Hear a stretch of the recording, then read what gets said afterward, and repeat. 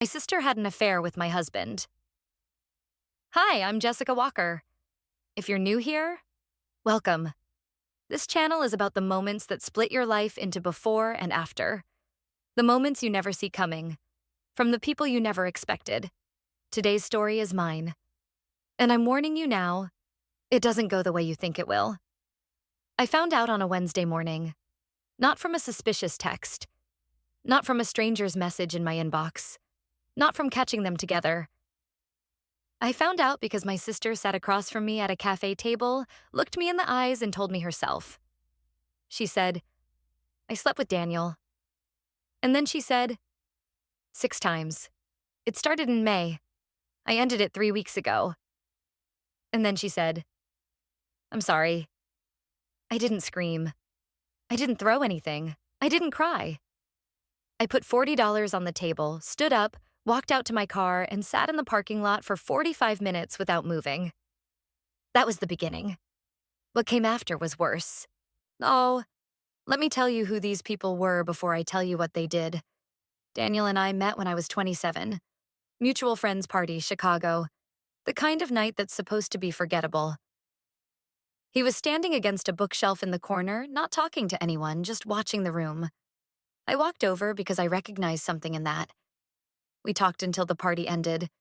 We talked in the parking lot for another hour. We talked on the phone until 2 in the morning. 6 years later, we were married, living in a 2-bedroom apartment in Lincoln Park, building a life that felt, to me at least, completely real. My sister Claire is 3 years younger than me. She's the kind of person who walks into a room and immediately knows what everyone in it needs. Perceptive, warm, effortlessly likable. She moved to Chicago 2 years after I did, following a breakup, and slotted into our life smoothly. Sunday dinners, group hangs, the easy back and forth of a sister who'd become a genuine friend. She was my maid of honor. She stood beside me at my wedding and gave a toast that made 30 people cry. I am not exaggerating when I say that. I have the video. I've watched it since. Her voice cracking on the words, the person who truly sees her. The way she looked at me while she said it.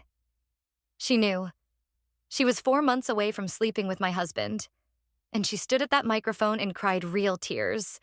That is the part I still can't fully process. The signs were there. I just refused to read them. August. Daniel starts carrying his phone face down. Small thing, I notice. I file it away under probably nothing. September. He starts working late. 2-3 nights a week. He's an architect, projects run long, this is normal. Except it doesn't feel normal. The texture is wrong. When he comes home, he's present in body and somewhere else entirely in attention. I lie awake beside him thinking, something is off. I don't say it out loud. October 1st, I'm cleaning out my coat pocket and find a receipt. Dinner for 2, date night restaurant, a Tuesday. I was home alone that Tuesday, eating leftovers and watching television. I put the receipt back in my pocket. I didn't ask about it. I am not proud of that. But I think a lot of people who have been in this situation understand the specific terror of asking a question you're not sure you can survive the answer to. October 7th, Claire texts me, can we have lunch Thursday? I need to talk to you. I text back, of course. Everything okay? She says, yeah, just something I've been thinking about. I still didn't know. I want to be clear about that. I thought maybe she was struggling at work. Maybe she'd met someone. Maybe she needed advice about something ordinary. I had no idea I was walking into the moment my life split in two. The cafe was her suggestion. Small place near her apartment. Good coffee, tables with space between them. She was already there when I arrived, hands wrapped around a mug, staring out the window. She looked the way a person looks when they've made a decision that cost them something to arrive at. We did maybe 6 minutes of small talk. Then she put her mug down. She said, I have to tell you something and there's no good way to say it. I felt it before she said another word. Some animal part of me just knew. I felt the floor tilt slightly. She said his name. She said what happened. She said the dates. I listened to every word. I didn't move. My coffee went cold in front of me. A couple at the next table was laughing about something. Outside, a delivery truck idled at the curb. When she stopped talking, I waited 3 full seconds. Then I said, "Did you use protection?" She blinked. "What?" "I want to know if I need to get tested." Her face changed completely. "Jessica, answer the question." "Yes," she said quietly. "Always." "Okay." I picked up my purse. "I need to go." "Jess, please, don't." I stood up, put 2 20s on the table. "I'll call you when I'm ready." I walked out. I did not look back. I drove straight to Natalie's apartment. She opened the door, looked at my face, and stepped aside without a word. Natalie has been my best friend for 9 years. She is the kind of person who skips the questions and goes straight to the tea. She handed me a cup, sat beside me on the couch, and waited. I told her in about 4 sentences. She said, "Daniel." "Yes." "And Claire." "Yes." 6 times. That's what she said. Natalie put her cup down very carefully, the way you put something down when you're making sure your hands stay controlled. "What do you need?" she said. "I need to go home and look at my husband's face when I tell him I know." She looked at me. "You sure you're ready for that?" "No," I said, "but I'm going anyway."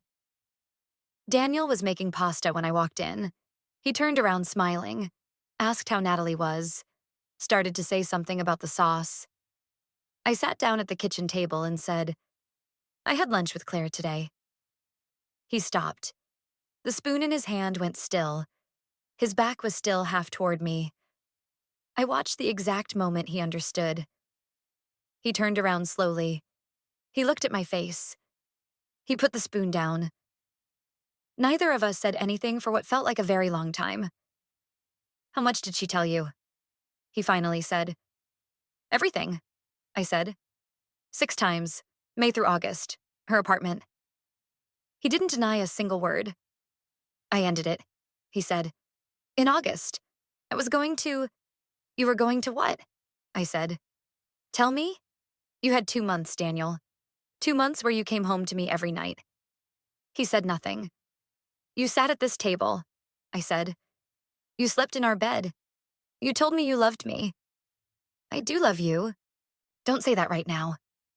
He went quiet. He didn't argue. He didn't try to minimize or explain or redirect the blame. He stood in our kitchen and absorbed every word and let me say what I needed to say. Which, I will tell you honestly, made me angrier than if he'd fought back. Because it was the behavior of a man who had already accepted his own guilt. Which meant he had been living with it for months. Which meant every moment of those 2 months had been a choice he kept making over and over. "I need you to sleep somewhere else tonight," I said. He nodded. "Okay. I'm not telling you this is over. I'm telling you I can't look at you right now." He nodded again, picked up his keys, walked to the door. At the door, he stopped. "I am sorry, Jessica. I know that means nothing right now." "You're right," I said. "It doesn't." He left. I sat alone in the kitchen for a long time. Then I turned off the stove, poured the pasta down the drain, and went to bed. I didn't contact Claire for 2 weeks. She called 3 times. I let every call go to voicemail. She texted 4 times. I read every message. I didn't reply to any of them. I was not ready for Claire. The situation with Daniel was more urgent. He was my husband. Our marriage was the immediate question. But the wound from Claire was different. Deeper in a different way. Because Daniel had broken a promise. Claire had broken something that didn't have a legal document attached to it but was more fundamental. She had looked at me for 5 months with my sister's face. During that time, I know for a fact we had 4 Sunday dinners together. I went back through my phone and counted. 4 times she sat at my table and ate my food and talked about her week and asked about mine. 4 times. I thought about that a lot during those 2 weeks. My mother called on day 10. Routine Sunday check-in. She knew nothing. She asked how things were. I said, I'm going through something. I'll tell you when I can. A pause. Then she said, come home when you're ready. She didn't ask. She didn't push. She just made the door visible. I drove to Indiana 3 days later. My mother is the kind of woman who communicates love primarily through action. She met me at the door, held me for a long time, made coffee, and put a plate of food in front of me without asking whether I was hungry. We sat at the same kitchen table I'd sat at as a child, and I told her everything. She listened without interrupting. When I finished, she was quiet for a moment. Then she said, which one hurts more? I thought about it. Claire. She nodded slowly, like she'd expected that. Daniel broke a promise, she said. That's a serious thing, but people break promises. It's survivable if both people do the work. She wrapped her hands around her coffee cup. Claire chose you every day for 30 years. She knew every version of you. She knew exactly what this would do to you, and she did it anyway. I looked at her. That's a different kind of betrayal, she said. I stayed 3 days. I slept 10 hours a night. I ate my mother's food. I walked around the neighborhood where I'd grown up and thought about what I was going to do. By the time I drove back to Chicago, I had made 2 decisions. One, I was going to give my marriage a real chance. Not a passive, let's see what happens chance. A deliberate, working at it chance. With a therapist. With honest conversations. With eyes open. 2, I was going to meet with Claire, and I was going to say everything. Daniel and I started couples therapy that November. Our therapist was Dr. Patricia Huang. She was in her 50s, precise, warm, and impossible to perform emotions at. The first session, she asked us both to describe the marriage as it had been in the 6 months before October. Daniel talked about a project that had been failing, 8 months of slow-motion professional disaster that he had absorbed entirely alone, telling himself it was his problem to solve, withdrawing in ways he hadn't named or explained. I talked about feeling that distance and spending months quietly auditing myself, looking for what I'd done wrong, never once asking him directly. Dr. Huang let us both finish. Then she said, so you were both managing fear privately, and the gap between you grew. And into that gap, I finished it. Something moved. Yes. That session didn't fix anything, but it gave me the first full picture of what had actually happened. Not an excuse. A map. Understanding a thing and excusing a thing are not the same. I want to be very clear about that. I met Claire at her apartment on a Saturday in November. I had asked her to be there at 2 o'clock. I knocked at 2 o'clock exactly. She opened the door immediately. She'd been waiting. She looked like she hadn't slept properly in weeks. Pale. Careful, like someone who has been braced for impact for so long that the bracing has become its own kind of exhaustion.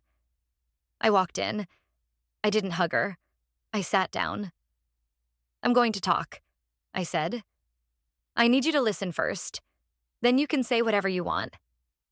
She nodded. I talked for 20 minutes. I told her what those 2 weeks had been like. Not the feelings. I wasn't there to make her feel guilty. I was there to make her understand. I told her the specific things. The receipt in my coat pocket. The 4 Sunday dinners I'd counted in my phone. The wedding toast, which I'd watched again twice, which I'd needed to talk about with my therapist because I couldn't make sense of it. I told her that the thing that broke something between us wasn't just the act. It was the sustained choice. The decision, made repeatedly over 5 months, to maintain 2 completely different faces in front of me simultaneously.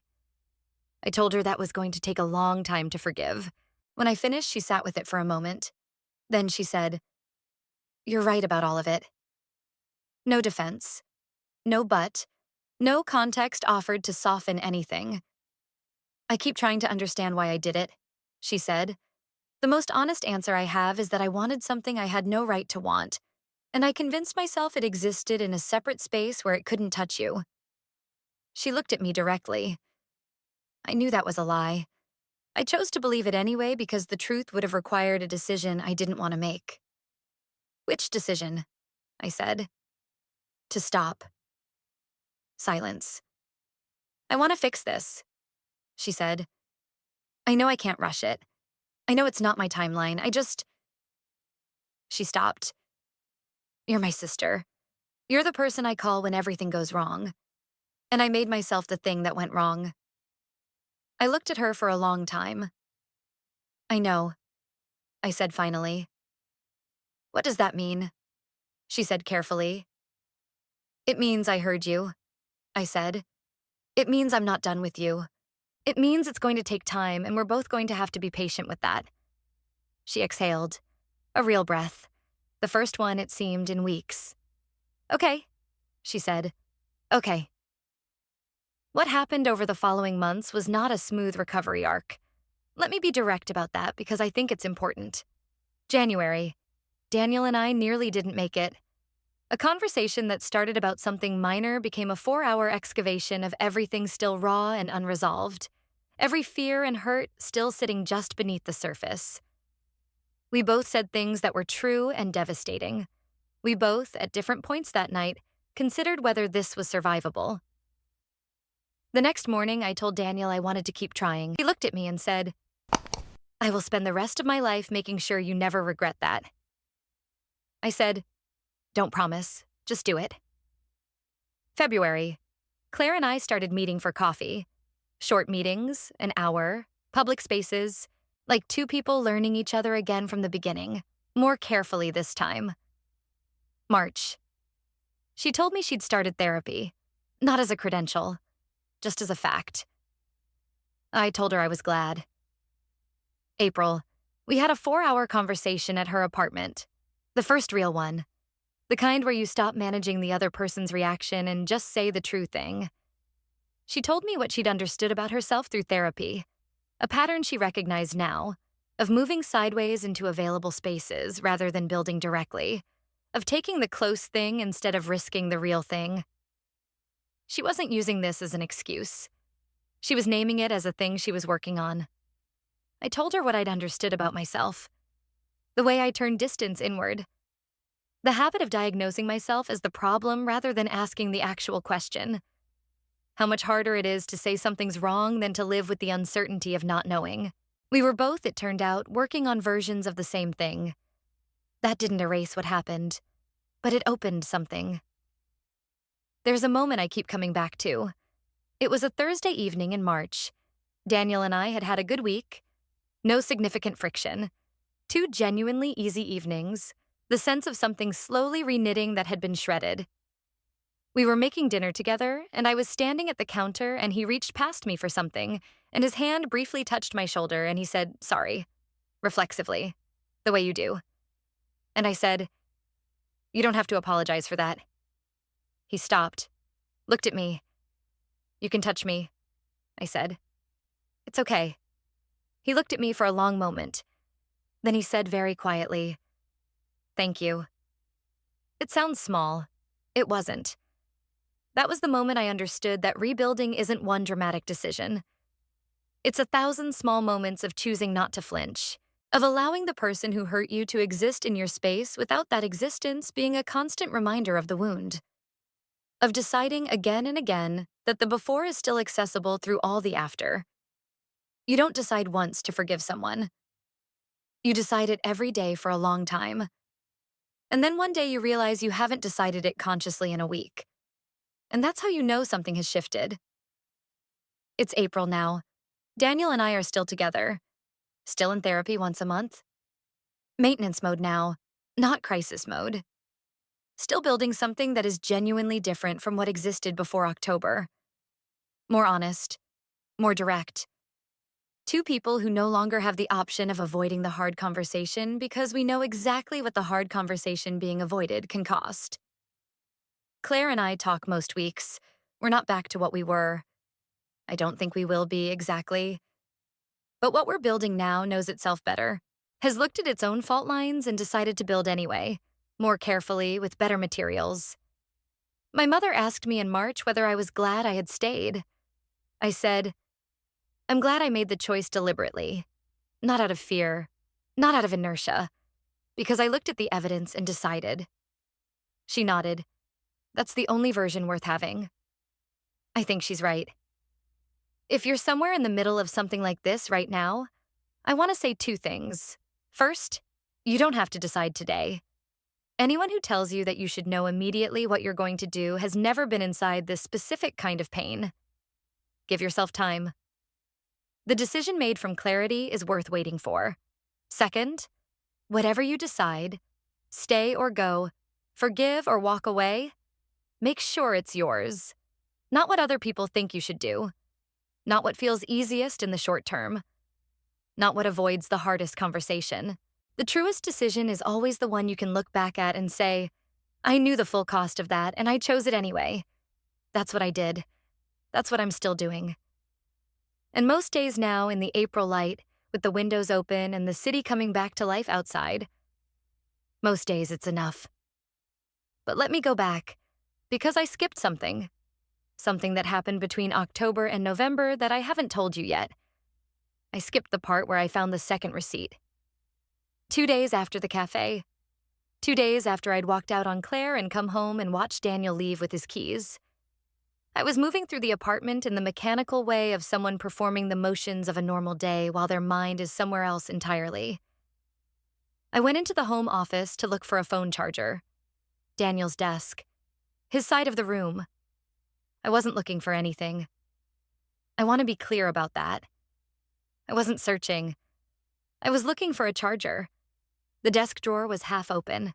Inside it, on top of a stack of papers, was his personal journal. Dark green cover, the kind from a specialty paper shop. He'd kept one since I'd known him. Not every day, but regularly enough that it was a known object in our life. I had never read it. Not once in 6 years. I picked it up. I held it for about 10 seconds. Then I opened it. I know there are people who will have opinions about that decision. I've had plenty of my own since. What I can tell you is that in that moment, with everything I'd learned 2 days before, the idea of a boundary that protected him from scrutiny felt less important than knowing the full truth of what I was dealing with. I opened to the most recent entry, August 14th, the night he said he ended it. The entry was 3 pages long. I'm not going to reproduce it here. That's not mine to share publicly. But I will tell you the two things that mattered. The first, he had written about ending it with a level of guilt and self-recrimination that was not the language of a person who didn't understand what they'd done. There was no self-justification, no assigning blame elsewhere. It was the writing of someone who had looked clearly at their own behavior and found it indefensible. The second, he had written her name. Not my sister-in-law, not C, her full name. Claire. And beneath it, a sentence I have never been able to forget. He had written, she kept saying she loved me, and I kept telling her that wasn't the point. The point was Jessica. The point has always been Jessica. I don't know how I let this become the thing it became. I stood at his desk for a long time. Then I closed the journal, put it back exactly where I'd found it, closed the drawer. I found the charger. I went back to the kitchen. I thought about what I'd read for the rest of that day. And the next. I didn't tell Daniel I'd read it. Not for a month. When I finally did, in a therapy session in December, he was quiet for a moment. Then he said, I meant every word of it. Dr. Huang looked between us and said nothing. I know, I said. Does it change anything? He asked. I don't know yet, I said honestly. It changed some things, not everything. Some things. There's something else I haven't told you. Claire didn't just decide one day on her own to tell me. She decided because Thomas had found out. Thomas, her boyfriend at the time, a man she'd been seeing for about a year, who she has since broken up with, though not because of this. Thomas had figured it out 2 weeks before she told me. He'd found a message. He'd confronted her. She had told him the truth. He gave her an ultimatum. Tell your sister yourself, or he would. She told me herself, which I give her credit for. She had a choice between taking the coward's exit and showing up at that cafe table. She showed up. I didn't learn about Thomas's ultimatum until February, when Claire told me herself. She didn't have to. There was nothing requiring her to disclose it. But she did, because she was, as she put it, done with half-truths. I sat with that for a while. The fact that she had an external push to confess complicated the picture slightly. Not in a way that made me angrier. In a way that made it more textured, more human. She hadn't come to that cafe purely from a place of moral clarity. She'd come partly because the alternative was worse. Most honest decisions, I have come to understand, are made the same way. You do the right thing partly because you actually want to, and partly because not doing it has become untenable. That's not a lesser version of honesty. It's just what honesty actually looks like in practice. I told her I appreciated knowing. She said she figured I deserved the full picture. I said, yes, I did. In January, something happened that I didn't expect. Daniel's sister, Maya, called me. Maya and I had always gotten along. She was warmer than Daniel in some ways, more direct. The person in their family who said the true thing in a room full of people performing polite uncertainty. She called on a Tuesday evening and she said, I know what happened. Daniel told me in December. I've been trying to figure out whether to call you. I said, why did you decide to? She said, because I wanted you to know that I'm not going to pretend around you. If you stay in this marriage, I'll support you both. If you leave, I want you to know that you don't lose me as family. I held the phone very still. That means a lot, I said. I also want you to know, she said carefully, that I told my brother exactly what I thought of what he did. I don't need you to know that for any strategic reason. I just wanted you to know someone in his family didn't make excuses for it. I thought about how many versions of this situation exist where no one says that, where the family circles the wagons and the person who is wronged finds themselves the outsider in a set of relationships they helped build. Thank you, I said. Don't thank me, she said. Just take care of yourself first. Whatever else you decide. I have thought about that call many times. The thing about being betrayed by people close to you is that it recalibrates your sense of which relationships are structural, which ones you actually built, and which ones were borrowed through proximity. Maya calling was the reminder that some connections hold independent of what happens to the ones they're attached to. Some things survive, some things don't. The sorting of that is part of the long work. March brought a conversation I hadn't anticipated. I ran into Thomas at a coffee shop near Wicker Park. Not arranged. Pure coincidence, if you believe in coincidence, which I'm less certain about than I used to be. He was in line ahead of me. He turned around, saw me, and I watched him calculate whether to acknowledge it or pretend. He acknowledged it.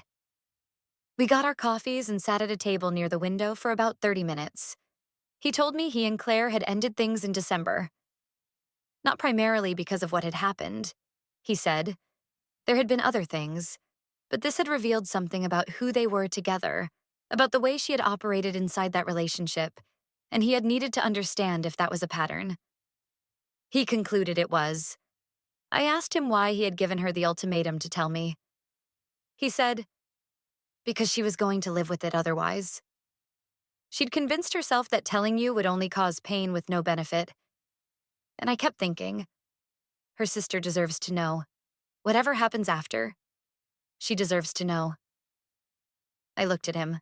Were you trying to blow up her relationship with Daniel? I asked. I wasn't accusatory. I genuinely wanted to know. He shook his head. I was trying to give you information you had a right to. He held my gaze. What you did with it was always going to be yours. We finished our coffees. He said he hoped things worked out, not in a performative way, in the way of someone who means a simple thing simply. I thanked him. We went our separate ways. I walked home through the March cold thinking about the strange map of this thing. How many people had been quietly holding pieces of it. How differently it might have unfolded with any one variable changed. If Thomas hadn't found the message, if he'd chosen silence, if Claire had chosen silence, I'd have gone on not knowing. I've thought about that version of my life. I think it would have been worse. Not immediately. but over time. The truth has a way of surfacing, and the longer it's submerged, the more damage it does coming up. The dinner happened in April. Claire, me, and our mother. Her kitchen in Indiana. The same table, the same scratched wood surface, the same view of the backyard. My mother had known the full story since November. She had held it the way she held most difficult things, with careful attention, without broadcasting it, without forcing resolution before its time. The dinner was her suggestion, not a peace summit, not a formal reconciliation. Just the three of us, food, time. We cooked together, which is its own kind of language in our family. Our mother's pasta, the one that requires a specific combination of tomatoes and herbs that I can never replicate, and Claire has always made perfectly. Claire made it. I stood beside her at the counter and helped with things that didn't require her skill. Our mother sat at the table and talked at us the way she always had, about small-town news and the second cat she'd recently adopted and a book she'd been reading. Ordinary. Almost aggressively ordinary. Midway through dinner, my mother raised her glass and said, "I want to say something." We both looked at her. "I'm not going to pretend that everything is resolved," she said. "It isn't. You both know it isn't. But I'm glad we're at this table." She looked at Claire, then at me. I raised two people who are capable of telling the truth and staying in a hard room. That's not nothing. Silence. Then Claire said, "It's not nothing." I said, "No." We ate. Afterward, while our mother was doing the dishes and Claire and I were putting food away, Claire said quietly, "Thank you for coming." I handed her a container. "Thank you for the pasta." She laughed, small, real. It was the first time I'd heard her laugh in 6 months that didn't have something strained underneath it. I noted it, filed it away in the category of small evidence. The way you build a case for something not through one dramatic proof, but through accumulated small signals pointing in the same direction. The direction, slowly, was forward. I'm telling you this story now because I think the real version of something is almost always more complicated than the version that fits cleanly into a headline. The headline version of this story is, "My sister betrayed me. My husband betrayed me. I was devastated." That's true. But the full version is, two people I loved made choices I didn't understand. And then they both did the slow, unglamorous work of being honest about it. And I made the choice, not once but continually, to stay present to that work rather than use my legitimate grievance as a reason to exit. That is not a template. I want to be clear about that. There are situations where the correct answer is to leave. There are betrayals that foreclose rebuilding. There are people who, when you look honestly at the evidence, are not doing the work. In those situations, the decision that honors you is the one that protects you. What I'm saying is, make the decision from clarity, from evidence, from an honest reading of who people are showing themselves to be, not who you want them to be or who you're afraid of losing. If the evidence says stay, stay deliberately. If the evidence says leave, leave clearly. Either way, it should be yours. That's the thing I needed to learn. That's what this year taught me.